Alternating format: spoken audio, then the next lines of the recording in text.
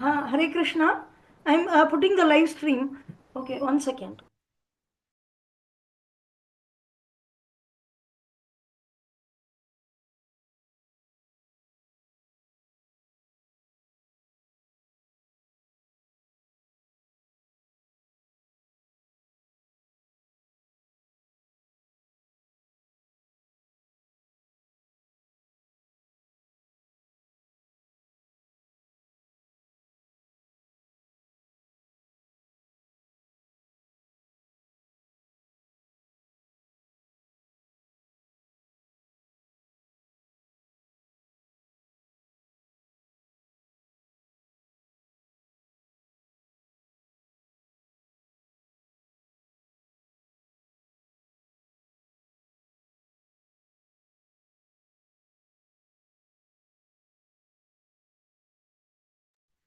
Hare Krishna.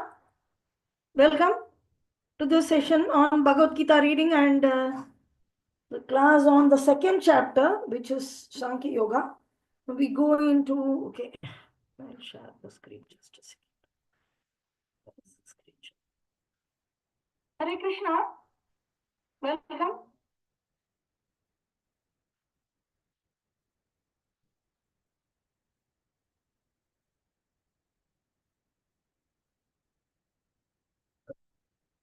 Bhagavad Gita Chapter 2, Text 17. Jai Srila Prabhupada ki Jai, Guru Maharaj ki Jai. Om Ajnana Timrandasya Jnananjana Shalakaya Chakshurvanmilitam Yena Tasmai Sri Guruve Namaha. Mugam Karoti Vachalam Pangum Langayate Girim Yatrapathamaham Mande Sri Gurum Dinatarinam Paramananda Madhavam Sri Chaitanyameshwaram. नमो विष्णुपदाय कृष्णप्रस्थाय भूतले श्रीमते जयपताक स्वामी निति नामिने नमो आचार्य पदाय निताय कृपप्रदायिने गौरकथा नामदाय नगर ग्राम तारिणे नमो विष्णुपदाय कृष्णप्रस्थाय भूतले श्रीमते भक्ति वेदांत स्वामी निति नामिने नमस्ते सरस्वती देवे गौरवाणी प्रचारिणे निर्विशेष शून्यवादी पाश्चात्य देश तारिणे जय श्री कृष्ण चैतन्य प्रभु नित्यानंदा श्री अद्वैत गदाधर श्रीवासरि गौर भक्त वृंदा हरे Krishna Krishna Krishna Hare Hare Hare Rama Rama Rama Hare Hare. Okay, Hare Krishna.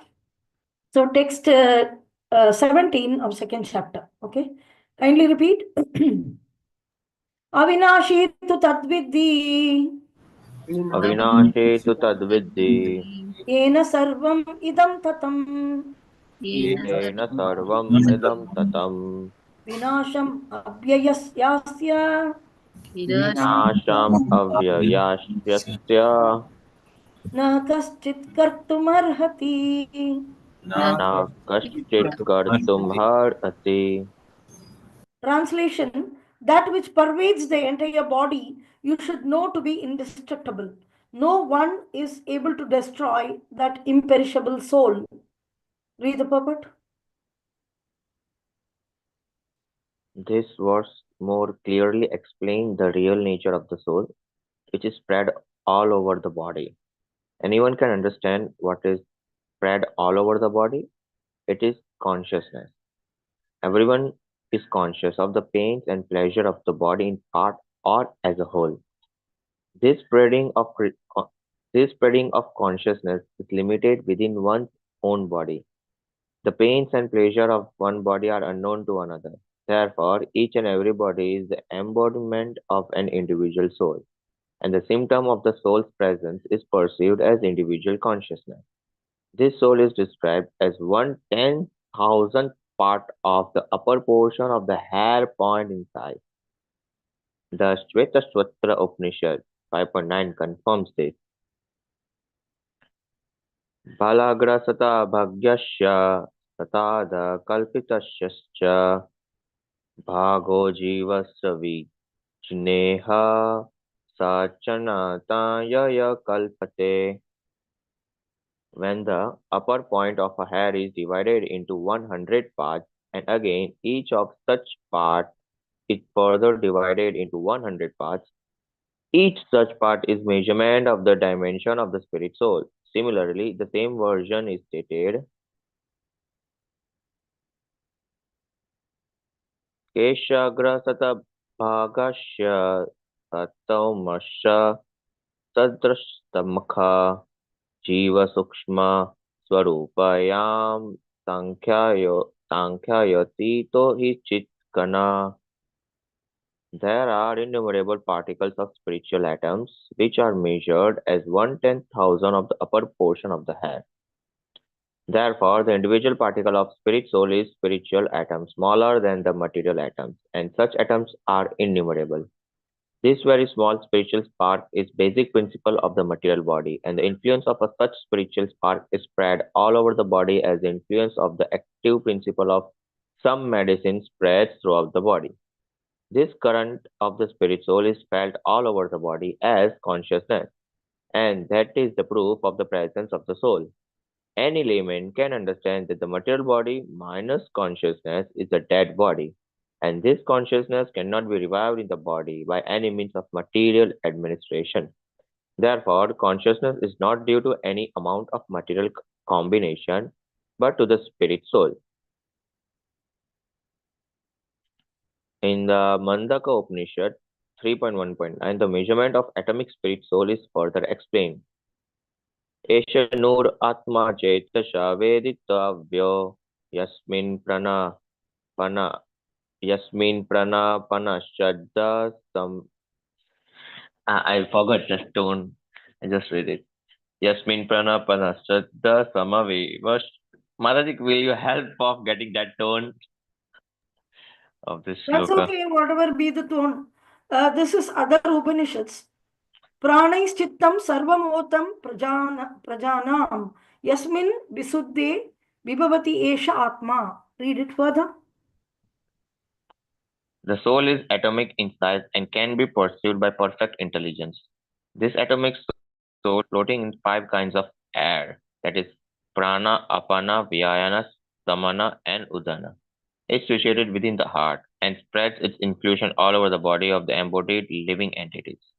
When the soul is purified from the contamination of five kinds of material air, its spiritual influence is exhibited. The Hatha Yoga system is meant for controlling the five kinds of air encircling the pure soul by different kinds of sitting postures, not for any material profit but for liberation in the minute soul from the entanglement of the material atmosphere. So the constitution of atomic soul is admitted in all Vedic literatures, and it is also actually felt in the practical experience of any sane man. Only the insane man can think of this atomic soul as all-pervading Vishnu Tattva. The influence of the atomic soul can be spread all over a particular body. According to the Mandakuna Upanishad, this atomic soul is situated in the heart of every living entity. And because the measurement of the atomic soul is beyond the power of appreciation of material scientists, some of them assert foolishly that there is no soul. The individual atomic soul is definitely there is in the heart along with the super soul, and thus all the energies of bodily movement are emanating from this part of the body. The the corpuscles which carry the oxygen from the lungs gather energy from the soul. When the soul passes away from this position, the activity of the blood generating fusion ceases. Medical science accepts the importance of the red corpuscles, but it cannot ascertain that the source of the energy is the soul. Medical science, however, does admit that the heart is the seat of all energies of the body. Such atomic particles of the spirit whole are compared to the sunshine molecules. In the sunshine, there are innumerable radiant molecules. Similarly, the fragmental parts of the Supreme Lord are atomic parts of the rays of the Supreme Lord, called by the name Prabha or superior energy. So, whether one follows Vedic knowledge or modern science, one cannot deny the existence of the spirit soul in the body, and the science of the soul is explicitly described in the Bhagavad Gita by the personality of Godhead himself. Hare Krishna. Hare Krishna. Wow. The science of the soul is explicitly explained, described in Bhagavad Gita by the personality of God himself. So, Supreme Lord Krishna himself is personally sitting and teaching us the science of the soul. So, hope you are all ready to hear from Krishna and understand this subject in this chapter. So whether one follows Vedic knowledge or modern science, one cannot deny the existence of the spirit soul in the body. So even if it's modern science also, there is no question about the puzzle of death is not resolved. Nobody talks the subject. Nobody brings that subject into any university. There is a big medical science all over the world. Is there a special subject about death? What happens at death and how to stop the death, or what happens at the death? How does the soul leave the body? No, zero. So it's very essential for us to know the science which is not taught in any university. And this is a great science because it is concerned about us personally speaking. It is about us. And we don't know about ourselves. I don't know about me, but I learned that this. If somebody is saying I'm a big PhD, I have obtained big doctorate. Oh, you're a big doctor. What did you study? There are so many things in the world. What did you study? I'm a doctorate in biology. Okay, in biology, what? No, botany. In that botany. Okay, in botany, what? There are many plant families. I took one plant family, some hibiscus, and I studied that family. And you go and research your entire life on a single plant and produce papers and papers, but you don't know about yourself. Pathetic. Pathetic. Without knowing anything about yourself, you're researching on a plant and you die. What nonsense is this? So here, Srila Prabhupada very nicely takes us through this beautiful verse. Avinashi tu tatviddi. Avinashi means, vinasham means destruction. Avinashi means indestructible. So the soul is pervading all over the body. Yena sarvam idam tatam. Sarvam idam tatam. All over the body, the soul's consciousness is spread. So from this you should understand, in this verse, we can understand especially three things. Okay. First, the soul where is situated, how it is situated. The consciousness is the symptom of the soul, and where the entire consciousness is spread. All these things we can understand from this verse. So no one is able to destroy. Second is, it is indestructible. So first is, the soul is pervading the entire body. And we should know it is indestructible. And if somebody tries to destroy, they can destroy the body. Somebody killing with a knife, setting fire to a person, hanging him. The judge is ordering that person has to die. And the person is hung. But still he doesn't die. No one is able to destroy that imperishable. The person eternally continues to live. It is like a game. You're playing a video game, and inside the game you're just dying, and you're but still you are alive. No, you're sitting outside. Usually you're thinking in the game you died. So in the similar way, we are not dying. Only the body is dying. So that which pervades the entire body, you should know it is indestructible. This is very, very important. And in this beautiful, Prabhupada is explaining how the soul is spread all over the body. Very nicely to understand. For example, take yourself. Each of you take. For example, today, I'm having a headache. I'm saying I'm having a headache. Any of you are feeling the headache of me? You're not feeling. Only I am feeling. So for me, my head till my toe, my head starting where we say Vasudevaya Namaha and we put the tilak, no. From there starting till my tip of my toe in my feet. I'm conscious. If somebody picks me with a pin, they put a needle in my body, anywhere, I'm able to immediately realize, oh, I'm feeling pain like that. But if you're feeling pain, I'm not able to realize. I'm not able to understand that what theoretically I'll hear, oh, you have a headache, because I already had a headache, then I know what a headache means. And I'll say, okay, you had a headache. But each of our body, we have our body, and our consciousness is spread throughout the body. So it is said the soul is, later in one chapter, we will see that how the soul is separate, soul is in the heart, but the consciousness is the symptom of the soul, and the consciousness is spread all over the body. So you should know, it's very, very important. What is the symptom of the soul? Is consciousness. So we have two terms here. One is soul, another is consciousness. So this verse explains the real nature of the soul. What is consciousness? Soul is us. Soul is the living entity, Jiva. There is no second thought about it. That's me. What is consciousness?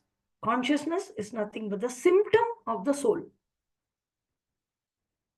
Whether the soul is present or not will be known by the consciousness. So in material sense, they say that when somebody faints, oh, he became unconscious. So that word, Prabhupada is negating. He's not using that word like that. He's using consciousness as a scientific word which describes the symptom of the soul within the body, either a body or anywhere. If you see a consciousness, that means there is a soul. So the verse more clearly explains the real nature of the soul, which is spread all over the body. The spread's consciousness, the soul's consciousness is spread all over the body. Anyone can understand what is spread all over the body. It is consciousness. You're conscious, right? If I pinch you, you become conscious. Maybe you're looking on the other side and I'm pinching you in somewhere where you're not able to see. You're busy with some other activity. So if I come behind you and I pinch nicely in your hand, you're able to immediately realize somebody's pinching. That realization is possible because your consciousness spread all over the body. And the soul, the symptom is consciousness. So this is the definition. Clearly understand what it means. Okay. Everyone is conscious of the pains and pleasures of the body in part or as whole. Whole body may be paining, whole body may be tired. You are feeling, and in a particular part also you are having trouble. You are able to realize it.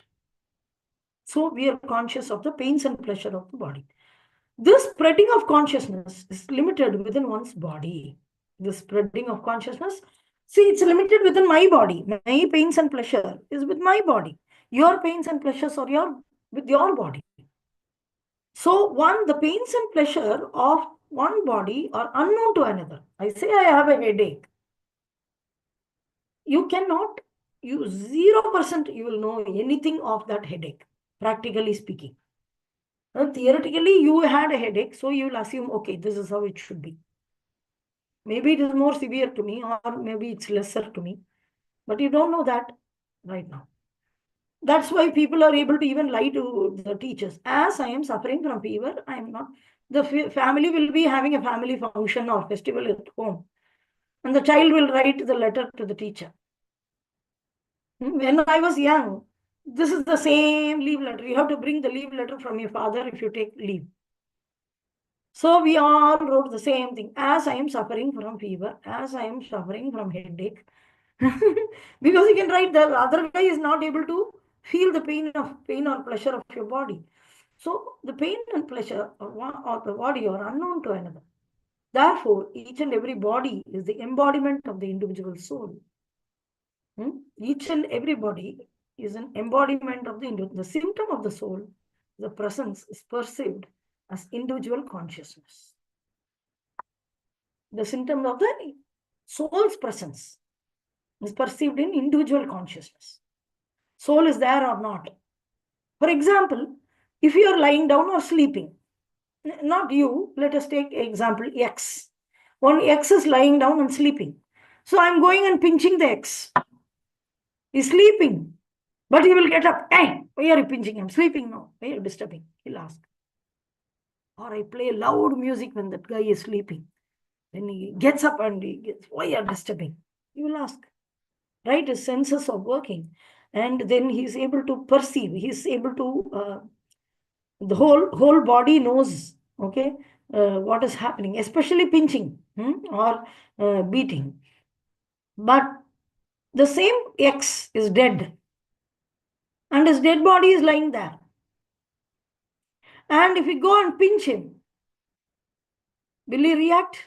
Will he get angry? No, because he didn't feel it. So that means soul has left the body. The soul has left the body because he's unconscious of the happenings of that body. Now the body belongs to the general earth, water, fire, air, ether, and other elements which are available in the atmosphere. And they're going to burn it or bury it, and it's going to mix it with the elements. And that's it. It's no more connected with that particular person. He has traveled already out of the body. So, therefore, each and every body is the embodiment of the individual soul. Embodiment means like a covering. The individual soul is there. The soul has a covering. And the symptom of the soul's presence, is perceived as individual consciousness. So you should know these definitions very clearly. What is the soul? What is the consciousness? The word consciousness is used, International Society for Krishna Consciousness. Becoming aware. Becoming aware, or that is a symptom of our existence. So this soul,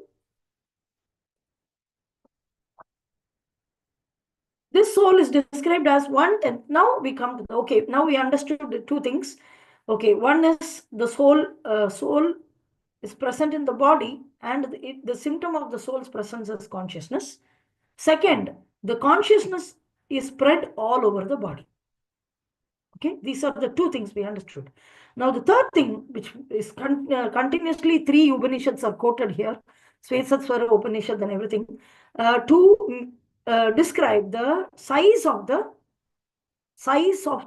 soul. Is very, very subtle, very, very minute. Soul is very small, very minute. So now we all have the body. We have the hair. So bal. In Hindi, bal means hair, right? Balagra. Satabhagasya. Take the bal, take the hair, and take the hair's tip of the hair. It's already very, very small tip of the hair. Very difficult to even see the tip of the hair. So take the tip of the hair and divide it into 1,000. After dividing it into 1,000, again one portion of that divide it into further 1,000. Already hair is very small. And the tip of the hair you take, divide it into 1,000. And in that 1,000, one portion you take it and divide it. 1/10,000th part. 1,000 into 1,000. 1/10,000th, not 1,000 into 1,000. Yeah.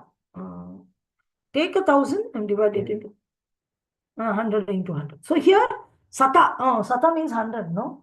Satabhagasya satana. So here, 1/10 of the part of the upper portion, described as 10,000th part of the upper portion of the hair. Divide it into 100, sorry, forgive me. Divide it into 100 and further divide it into 100. So when the upper portion of the hair is divided into 100 parts, and again each of such part is further divided into 100 part, each such measurement of the dimension is of the spirit soul. So it's very, very, very minute. They say atom and everything. It's even smaller than that. So Kesha means also hair. Keshagra satabhagasya. Satamsha. Again divided into 100,000. This sukshma. Very, very small. Swarupoyam. It's all, and spirit soul is not without rupa. Here, Swarupoyam, like this jiva. We are talking about jiva. So this is all mentioned in Upanishads and Vedas very clearly. So we are here seeing Svetaswara Upanishad. Again, it is stated in various Upanishads that it is very, very small. So size of the soul is 100 into 100, which is 10,000th of what? Tip of the hair. Divide it into 10,000 portion. One portion is the size. Even though the spirit soul specifically doesn't have a size, it is beyond the size.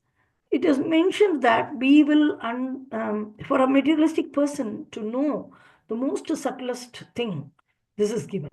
Therefore, and one more thing is also mentioned here, where it is situated. So that is the third verse which is quoted from Mundaga Upanishad. So this very small spirit spark is the basic principle of the material body, and such a small one is able to influence. Take the example of a big elephant. Hmm? Any big entity, living entity, and think that 1/10,000th of the tip of the hair is the soul, and that is able to influence such a big body to do Herculean tasks. An elephant can uproot a tree and throw it away. The same elephant, when it is dead, it is like a cloth lying in the street. But it doesn't have the strength to do anything. Nothing is there. So think this small presence of a small living spark, part and parcel of the Supreme Lord, is able to do what? So much. This very spirit soul is the basic principle of the material body, and the influence of the spirit soul is spread all over the body. And as the influence of the active principle of some medicine spread out of the body. Like, for example, when you take a medicine, the active principle is it will spread all over. For example, you're going to the doctor and saying that I'm having stomach pain. And the doctor is giving you some, okay, stomach pain, at least he's giving medicine, it goes to stomach, we can say. But you're going to the doctor and you got a cut in your wound or something in your feet. Still, the doctor gives you something to eat. Why? He has to give it to the feet only, no? But how it is getting spread, that medicinal energy is getting spread all over the body. The same way, the example Prabhupada is giving, very, very nice. Wow, Jai Srila Prabhupada ki Jai. There is an active influence of an active principle. Prabhupada had a pharmacy company in Allahabad. So influence of the active principle of some medicine spreads throughout the body. This current of the spirit soul is felt all over the body. This is current. Prabhupada again gives one more example, like a medicine. He's also mentioning current. Is spread. Like, for example, if you have a computer, the computer is useless without power supply. Like, you have to have a power source. Any device, take a mobile. Of course, they have put a battery temporarily inside. Otherwise, there is a power source required. Earlier, when I started my profession, that time there was no battery, laptop, nothing. If the current goes, whatever unsaved, everything in the RAM goes. That was the situation. So that one single spark of that power is spreading all over the computer. The monitor also switching on, and everything is active. But once the power source is removed, then everything becomes inactive. So this current of the spirit soul is felt all over the body as consciousness. And that is the proof of the presence of the soul. So like the active principle of the medicine, or like the current, that is the spread all over the body. So this current is the symptom of the presence of the soul. An ordinary layman can understand that the material body minus consciousness is a dead body. And this consciousness cannot be revived in the body by any means of material administration. Great scientists, the big medical people, doctor means very proud. My son is a doctor, so proud, and most of the doctors are so reserved and grave. They don't casually mix with others or laugh or speak because they're so scared inside, because they really don't know anything of the body. And their ignorance may come out if they start speaking. And they use very complicated terms to talk about things. So they are repairing a machine which was not manufactured in a factory. For example, if somebody is an automobile engineer, he can become an expert in automobile engineering. There is not much of a difficulty because the automobile is manufactured in a factory.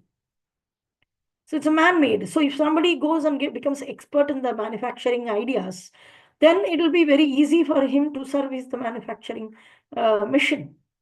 But as far as the body is concerned, this manufacturing unit is not there anywhere. Naturally, Krishna has created in such a way that the material nature will create it. So, but you have to be a service engineer of something. for which the manufacturing factory is not available anywhere, and you are bewildered about how it is being manufactured. How it is, even the body I am speaking, what to speak of the soul, right? Even the body itself. So expert doctor is not able to understand how the consciousness is spread out of the body. And when the consciousness is leaving, immediately catch it and put it back into the body and bring him back alive. Oh, doctor, you saved the life of my son. If you see movies and all, oh, doctor, you are God for our family because you saved the life of my son. Nobody can, even doctor cannot save his own life. The doctor will also die. If the doctor is the God, why can't he save his own life? Why can't he save himself by not dying? Pathetically, he is dying. Helplessly and hopelessly, he is undergoing disease. Helplessly, hopelessly, he is also undergoing a heart attack. So, any ordinary person can understand the material body is sustained based on the consciousness. And once the consciousness leaves the body, then it becomes a dead body. And we cannot just capture the consciousness back and put it back into the material body and bring it alive through any material means. It's not possible. So we should understand, therefore, the consciousness is not due to the amount of material combination. That they say that the many chemicals joined together and the body became a lump of chemical. Okay, I will give you money. Take how much ever chemicals you want, combine it, and try to make a living body, it's impossible. But the spirit soul. So again, here also, how it is very, very small, very, very minute. The spirit soul is very minute, is again explained in Mundaka Upanishad. The soul is an atomic in size, like an atom. Say atom is the smallest element. And here, very important thing, how it is situated within the body, why it is not spreading outside the body, like its consciousness can go out of control and it can spread into other bodies or something, go out or something. No, it is floating within an air within the body. Prana vayu, apana vayu, udana vayu, samana vayu. Prana, apana, vayana, samana, udana vayu. They say no, in Mayavadis and all, when they offer Om Pranaya Swaha, Pranaya Swaha, Vyanaya Swaha, Samanaya Swaha, Udanaya Swaha. They'll say like that. So there are many mantras which are about prana, apana, vayan, the vyana, samana, udana vayus. So our body, when somebody is living, if they die, how do you find out they are dead? They're just falling. So whether the person has fainted or he's dead, how will you know? By checking the air in the mouth, in the nose. Of course, bodily temperature also will check whether it will become cold, but gradually it will become cold. Immediately it will be warm. First it will be hot, then warm, then a little more warm, and then later the dead body becomes cold. But basically, it is understood through keeping some cotton or something next to the nose, and they will breathe. If they breathe, then we know they are alive. And if they don't breathe, we say that they're dead. So from this, we can easily understand that the five kinds of air which are floating within the body, and the atomic soul is floating in the five kinds of air, which is situated mainly within the heart. So where is the soul situated? We can know that soul is situated within the heart. And whereas, but how I am active all over the body? The consciousness is the symptom of the soul, and it is spread all over the body, even for a small insects like an ant. Also, same size soul. Not the soul is for an elephant, big soul. And you, Prabhu, you're a great soul. Big, that's okay. Big soul. Small soul. No. Dinosaur. There's nothing called dinosaur in 84 lakh species. Anyway. But if there is imaginary, everything has come. Imaginary, everything has come. So maybe there is also an imaginary. But whatever bigger the size of the body is, the soul size is going to remain the same. And where is the soul situated? It's situated within the heart. And how is the soul is situated within the heart? It is floating in the five kinds of air: prana vayu, apana vayu, vyana vayu, samana, udana vayu. 5 kind of air, that is enough. No need to know the specifics of the Sanskrit. And then, okay, fine. And how where the consciousness of that particular soul is spread, it is spread all over the body. Whether it's a small ant or it's a big elephant, it is situated. When the soul is purified from the contamination of 5 kinds of material air, it is spiritual influence is exhibited. So we are actually having this air is nothing but the contamination. Material air. Even when we travel from one body to another, we get floated away from this air only, and then we get situated in another body in the womb of another mother.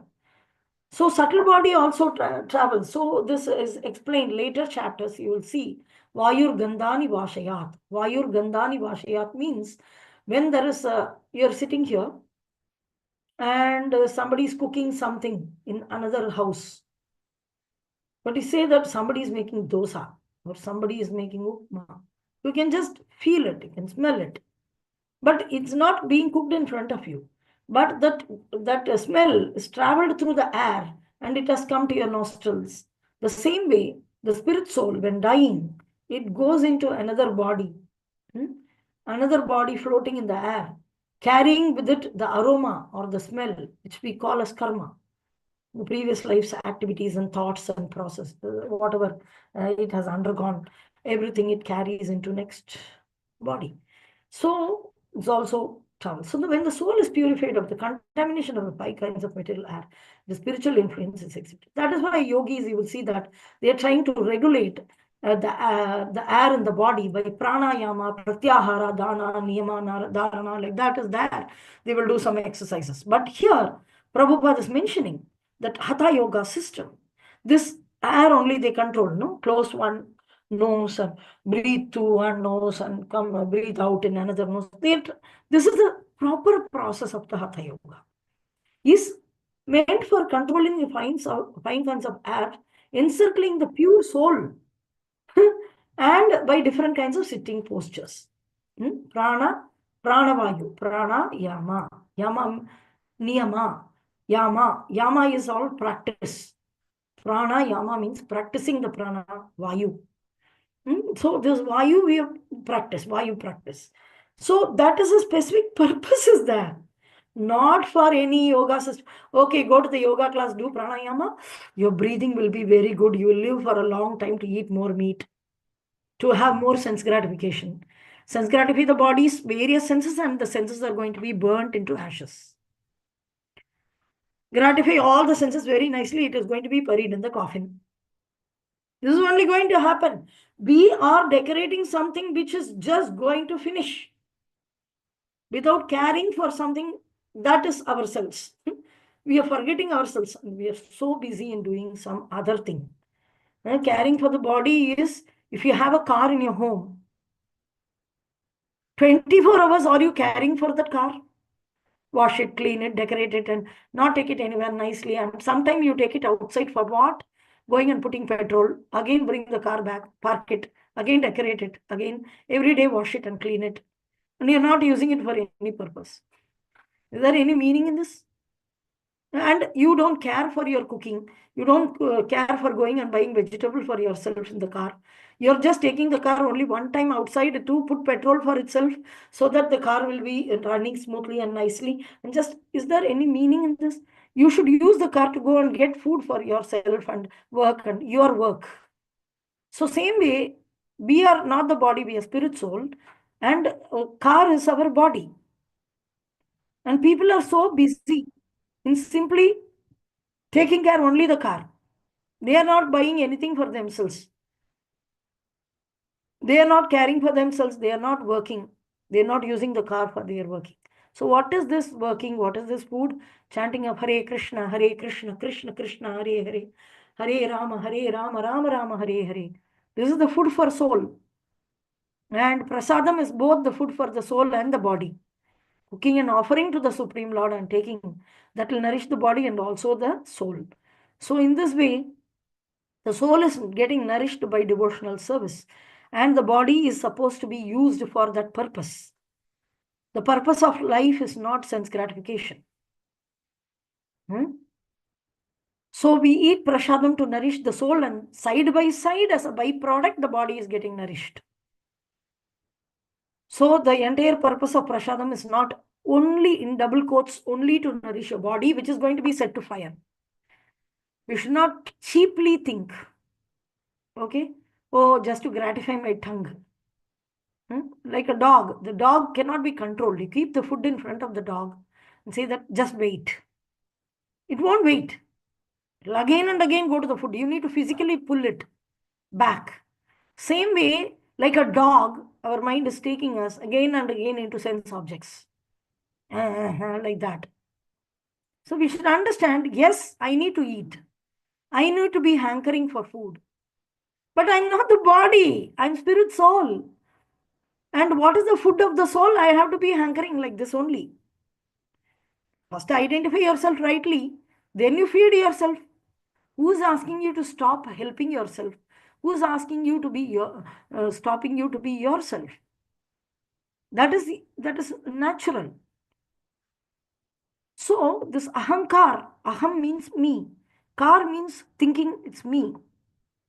That is not wrong. Being selfish is not wrong. But being selfish, misidentifying yourself as a body is wrong. You identify yourself as a body and then you're selfish. It's foolish. It is not selfish, it is foolish. I identify myself with my car or my vehicle or my dress. I forget myself. So dress I decorate and decorate and decorate. Makeup and makeup and makeup and no food for the tummy.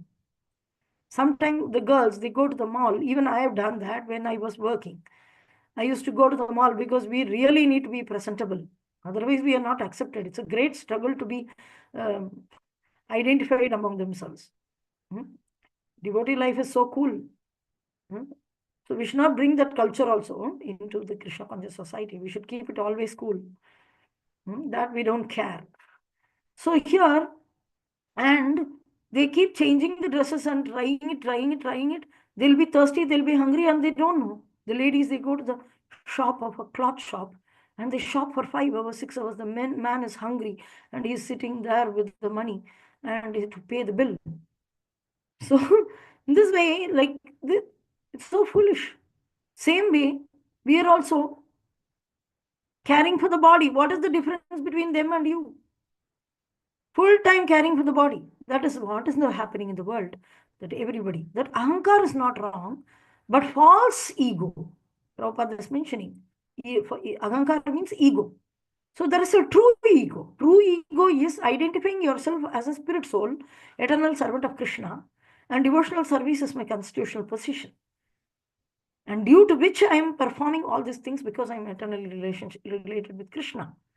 Then you are perfectly situated. And it can be all selfish. There is no issue. But you identify yourself with the body and be selfish is so dirty. Already it's not you, and you're fighting for it. Fighting for something which is totally invaluable, and there is nobody as Buddha as a person who's identifying himself. So it's called deep, dark ignorance. So the basics of ignorance is to misidentify oneself.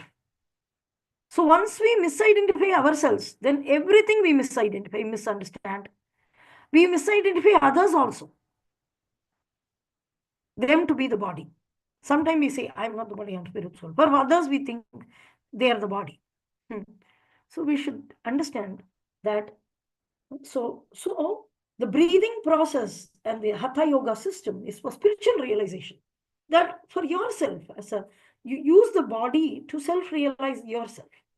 Okay, I won't read Bhagavad Gita. I don't want to read and follow Acharya Parampara and properly, easily take the juice directly to know things. We are lucky as devotees, we are doing it. But Hatha Yoga people, they want to realize all by themselves they are not the body. They are not just satisfied the information given by the Supreme Personality of Godhead in Bhagavad Gita, which is nicely translated by his pure devotee and given as it is. Okay, fine. But still understand that you're doing this breathing process. You have to use the body for spiritual realization. But what happens? the yoga system, pranayama system, everything is for maintaining the material body. They claim it. So Prabhupada is condemning this here, that the Hatha Yoga system is meant for controlling 5 kinds of encircling pure air, encircling the pure soul by different kind of sitting postures, not for any material profit.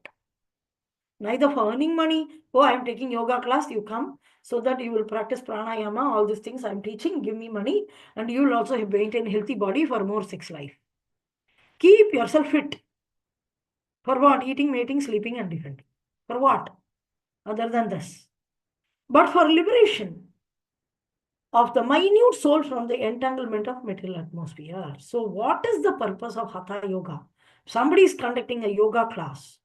Here in Mayapur, Murari Gupta, he was a yoga teacher. But Krishna Chaitanya Mahaprabhu came as a small boy, a baby boy, 5-6-year-old boy. He came, and whenever seriously, Murari Gupta is nobody but Hanuman. He was teaching that system. Because Ramachandra would have taught it, because Yuga Dharma for every age is different. But we are so lucky in Kali Yuga, the Yuga Dharma process as well as the pure devotional process, both are same. That Nama Sankirtana. But in other yugas, there was a Yuga Dharma also, apart from devotional service, a step-by-step religious process to go towards the Supreme Lord. Now both are combined. Harinam Sankirtan can give you prema also. Harinam Sankirtan is also yajna. Dono, it's a great idea, and very, very fortunate we are to have a simple process, and you have performed your yajna also. At the same time, you're proceeding towards reviving your original constitutional position with Krishna Prema. So this is a boon, but earlier it was 2 different processes. So Hanuman had learnt it, that he was used to do yoga processes apart from chanting Rama's name. But so Murari Gupta he was doing. Then Lord Chaitanya comes, and he used to, when every pranayama, they'll breathe in, breathe out, and Krishna Chaitanya Mahaprabhu will come. Baby will run here and there and here and there in between the people, and they'll be closing their eyes, and he'll be shouting pranayama, yama, yami, yami, like this. He will make fun, and he will spoil the class. He'll spoil everything. So he will not let the class happen every time. Later, Murari Gupta, one time he will follow Lord Chaitanya Mahaprabhu to catch him. Whose boy is he? He is doing too much naughty. And behind, and he will see Chaitanya Mahaprabhu entering into Jagannath Mishra's house. Jagannath Mishra is a very respectable Brahmana person, simple but very respectable person. Oh, Jagannath Mishra's son, why he is doing like this? So he would like to go and catch the boy. So and the boy is very attractive also. So he runs. Then he goes inside. And when he sees that, the Lord Chaitanya goes like this, he knows Murari Gupta is following. He goes and sits in the lap of Sachimata and Jagannath Mishra. So Jagannath Mishra's lap, he is sitting first. Then Jagannath Mishra is hugging him and kissing him on the forehead. Like the father used to smell the forehead of the baby. And then he was kissing. And then Yashoda is also sitting. I mean, Sachimata is also sitting. And Murari Gupta immediately had the darshan that Sachimata is Yashodamai, and this Jagannath Mishra is Nanda Baba, and Krishna, beautiful Krishna, is sitting and he is smiling, and they both are hugging and kissing. And so he had this vision, his Supreme Personality of Godhead. And what happened? Oh, Jagannath Mishra, your son is like that. Murari Gupta wanted to tell that your son is nobody but Krishna. So immediately Chaitanya Mahaprabhu started, oh, he knows. First, he came with the stick. Murari Gupta was coming with the stick to beat Lord Chaitanya, baby Gauranga, Nimai baby. But Nimai went and sat in the lap of the parents, and then Murari Gupta had this darshan, and he offered obeisances. So they thought, okay, maybe they're Brahmanas, so they're senior Brahmanas, maybe he's offering just like that. But anyway, by the time, oh, Murari, you have come like this, he started talking. Then Murari, you know what, whom your son is like that. He started telling his Supreme Personality of Godhead. He wanted to say immediately, Chaitanya Mahaprabhu started crying, so loud, so loudly. Oh, the boy is crying. Their attention went away to the boy. And Murari Gupta is not able to tell the truth that your son is Supreme Lord Krishna himself. In this way, very beautiful pastimes are there, where the Hatha Yoga system, that also is meant for spiritual realization. Hanuman uses, it's not by spiritual self-realization. but not for material profit or keeping the body fit. So many people know, they say Bajranga Bali gym, Hanuman gym. They think the Bajranga Bali Hanuman is doing all that yoga processes for bodily strength. That is how he developed the 6 packs or 8 packs or 12 packs. No, he didn't develop it like that, physical exercise. He developed with this devotion. The devotion gives the bala, Balram's bala, is spiritual bala, spiritual strength. What is not possible? Pangum langayate girim yat kripatamaham mande Sri Gurum Dinatalam. Ajnana timirandasya jnananjana shalakaya chakshurunmilitam yena tasmai Sri Guruve Namaha. So we say, by the Guru's mercy, by the spiritual process, the Krishna conscious process, and under the bona fide spiritual master, a man who doesn't have a proper feet can also cross mountains and mountains. And a person who's blind can see everything. He can see everything. That is possible by spiritual strength. It is not by the body of Hanuman. Is due to the Ram, Ram, Ram, Ram, Ram, Ram, Ram, Ram. So great affection for Supreme Personality of Godhead is. Many people say that earlier India, they were doing organic farming, so it was very green. But nowadays they are using chemical. Nonsense. It is Kunti Maharani is mentioning many places in Bhagavatam. Kunti Maharani, one place, 2 places she is mentioning, and also many places it is mentioned. Bhuma Devi is mentioning that my body is decorated with your lotus feet, so I become nourished. Bhuma Devi herself is telling there's a Bhumi Gita. Her body, Bhuma Devi is crying during the Kali is disturbing. So I was decorated with the lotus feet of the Supreme Personality of Godhead, so I was so nourished. But now unqualified persons have become leaders. Like that, she's crying. So same way, Kunti Maharani is also telling, wherever your glances go, Supreme Personality of God is the glance, is the reason for Bhuma Devi being nourishing.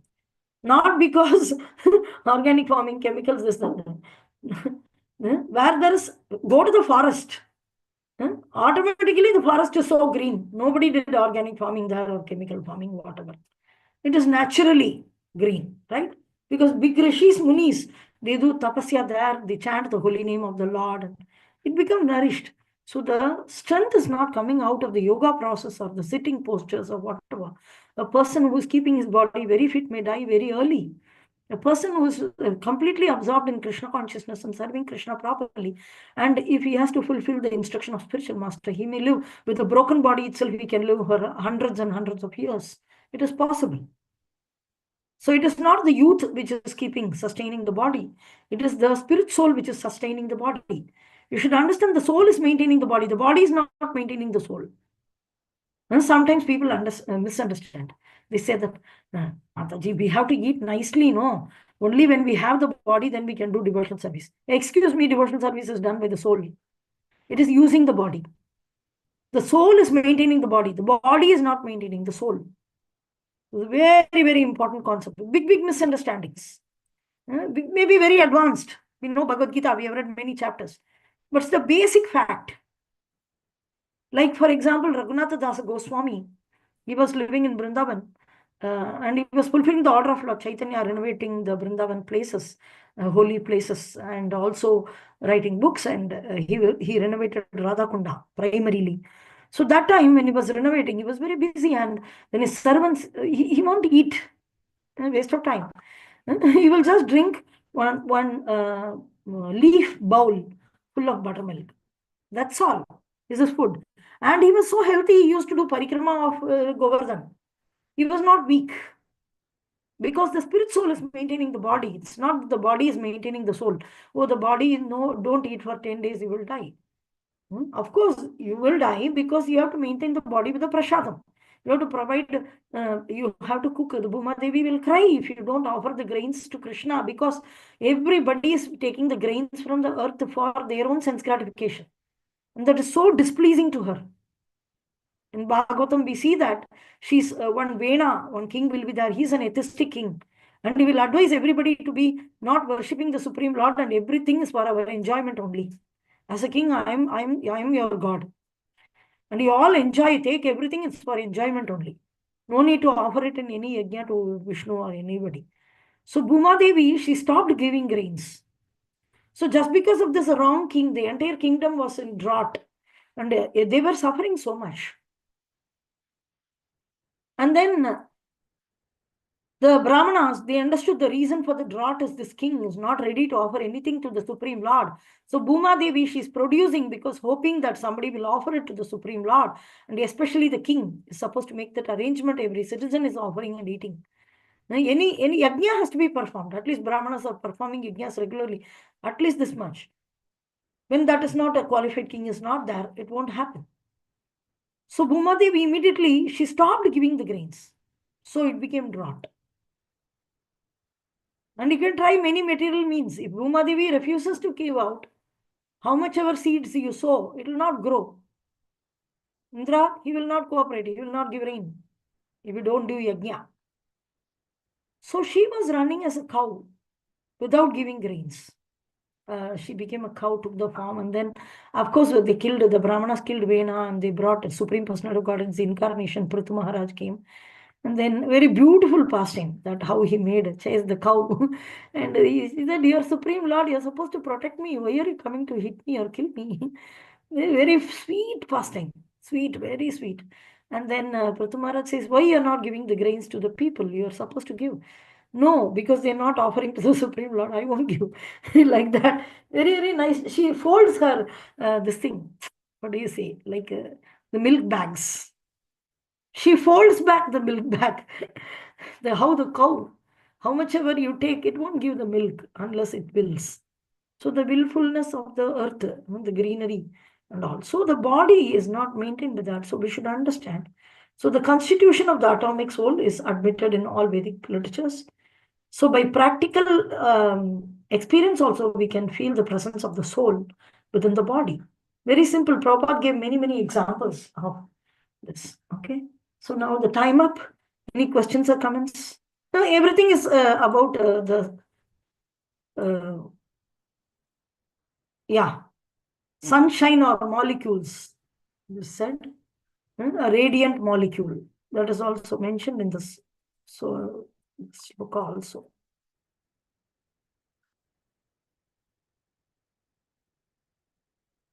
Prabha. Prabha. Prabha means a small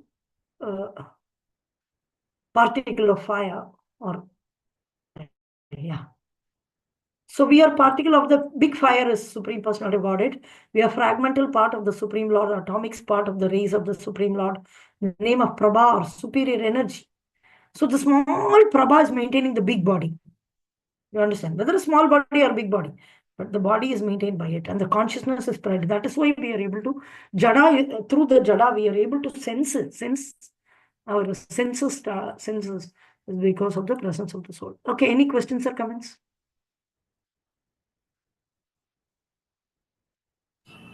Hare Krishna Mataji. Hare Krishna, yes. You are telling about Yuga Dharma and pure devotional service. So, Yes. can you explain that, how it was different?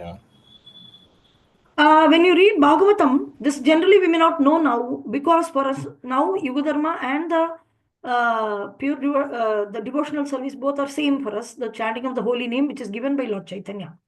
Chaitanya Mahaprabhu gave this Premadana, in which the chanting of the holy name is also considered Yuga Dharma. At the same time, it also Nama Chintamani Krishna Chaitanya Rasa Vigraha. So this gives Krishna Prema, Abhinnatva Nama Namina. Nama and Nama are not different. So because we are in the Kali Yuga, this is the process which is given to us, which is considered very potent because it is directly pure devotional service. But in certain ages, I'll tell you some examples, one or two, you'll easily understand. So in Satya Yuga, Treta Yuga, Dwapara Yuga, Kali Yuga, there are different processes of Yuga Dharma. There's a dharma which has to be followed by all the citizens to be a proper, satisfy the Supreme Lord Vishnu. Then only we'll get rains, we'll get grains, everything. We'll read it. In the chapter in third chapter, we will come across this process of nourishment of the earth by yajna. Your everyday life, you require food grains. Food grains are coming through the rain. And the demigods will never provide rain because you need to feed the demigods. Demigods will feed you. Your food is grains, and demigods' food is yajna. That yajna also will be targeting towards Vishnu, and that prasadam only they will take. So, but the yajna has to be performed in the earth by Brahmanical people, or of course, now everybody is performing because Kalau Shudra Sambhavaha. So, this you should understand, this cycle has to function. So, for the earth, there is one dharma which is given, and that is called Yuga Dharma. So, in Satya Yuga, it was meditation because their mind was very, very powerful. And the most least power is Kali Yuga. So, the 4 yugas, as all of you know, the first yuga is Satya Yuga, second is or Krita Yuga, it is called Satya Yuga, second is Treta Yuga, third is Dwapara Yuga, and fourth is Kali Yuga. Like this. So this cycle goes on and on and on. So the Satya Yuga, it is meditation because the mind is very powerful, and one need to bring the Supreme Lord within the mind. And certain years he need to meditate in life.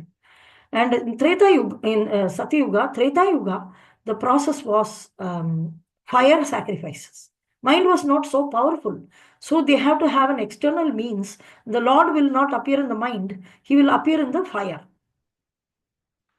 So that is the second yuga. And in the third yuga, even the powerful, the Brahmanas' capability of bringing through proper mantras, their conduct was character and conduct, and the purity, everything matters to perform the yajna. So then they will bring the Supreme Lord Vishnu. He will personally, he will come and receive the whatever is offered as oblations. That is the second yuga, the fire sacrifices. Treta Yuga. And Dwapara Yuga is the third yuga, where even that is not possible because of no qualified Brahmanas to perform that, or the chanting of mantra, everything came down. Then in the Dwapara, in there it is Dwapara Yuga, it is given deity worship, temple worship, not deity specifically, temple worship, constructing large temples and making everybody assemble there and worshipping the Lord in that Archa Vigraha form. Of course, that is also one of the process of devotional service, but the most potent is chanting. So now under 9 process, this also comes as Archa. So this deity worship or the temple worship, not specifically deity worship, temple deity worship was recommended as Yuga Dharma. And in Kali Yuga, Harinama Sankirtana is the Yuga Dharma. But you have there are two things. One is Yuga Dharma. So when you consider yourself as a person who is born in Yuga, in this Yuga, every Yuga, and you have to follow the Dharma, so that the Indra and everybody will start providing you like paying taxes, but will pay only to the Supreme Lord. And then everybody will become obedient in supplying. The system will function. So that is Yuga Dharma. But there is an activity of the spirit soul, Jivera Swarupohoi Krishnera Nityadas. Only when you get a pure devotee spiritual master, the spiritual master will guide you. It's the duty of the king to establish the Yuga Dharma under the instruction given to him by Brahmanas and great souls will guide him to do that. He will have a guru and he will guide, perform yajna, perform meditation like this.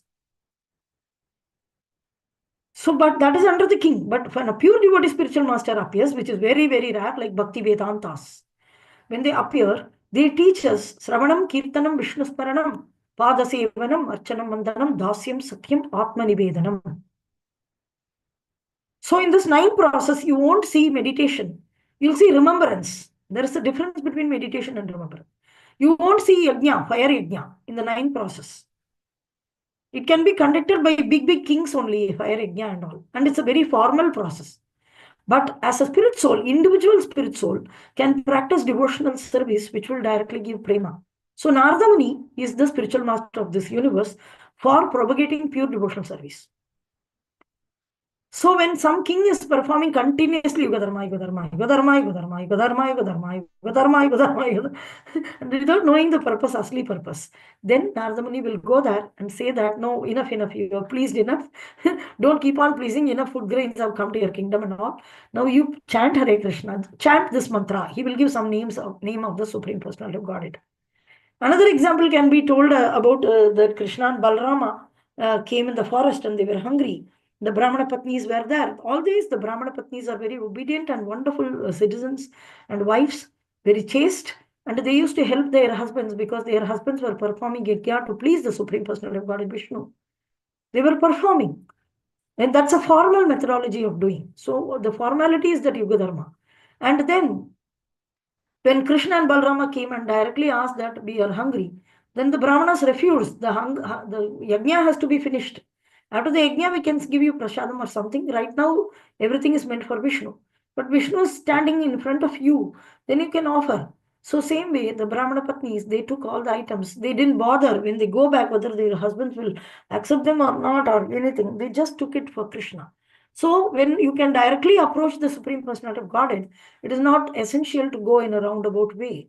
So, but when that pure devotional service facility is not available, like for us, it is available through Srila Prabhupada and Chaitanya Mahaprabhu. Just before Chaitanya Mahaprabhu, it was not available. The chanting of the holy name was not available. So you have to follow the Yuga Dharma as prescribed in the scriptures. And by mercy, we get some association of a pure devotee. Then we get devotional service, pure devotional service. So we are very, very lucky. Why this is called in this Kali Yuga as golden age is because the Yuga Dharma is also chanting a Hare Krishna Mahamantra. At the same time, the Hare Krishna Mahamantra itself is also leading, chanting, hearing, chanting. Chanting is one of the process and potent process, and it can lead you to prema also. So this two-in-one jackpot we have got only in Kali Yuga, only by Lord Chaitanya and his associates and followers and our Acharya Parampara alone. If you go to Sri Vaishnavas and all, they'll be doing Dasya, Dasya, Dasya. They'll be if you go to some South Indian temples which are full of Vaishnavism, they call it Vaishnavism. But they will be going to the temple and they keep on be worshipping the deity. They won't chant every day any mantra. Zero. 24 hours are gone without the chanting of the holy name. Except when they go to the temple, they may say Govinda, Govinda, and they offer obeisances or say, Oh Rama Rama, kya hai Rama Rama? They may say, that's all. There's no regular chanting process. So for pure devotional service, Shravanam, Kirtanam, Vishnu Smaranam, Padasevanam, it can be performed in any yuga by any spirit soul, provided we have a bona fide spiritual master coming in the authorized disciplic succession, who is a pure devotee of the Supreme Personality of Godhead. That's very, very rare. Very, very, very rare. So in other yugas, people didn't get that opportunity. Because Kali Yuga, we are very, very fallen. A very powerful method is required. So this is given as the most powerful method. Is that okay? Yes, Mataji.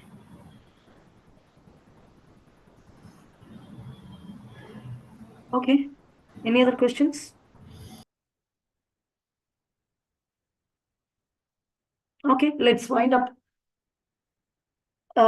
Any questions, you can put it in the group, or tomorrow you can ask as soon as I come, or at the end of the class. Or you can type it in the chat box.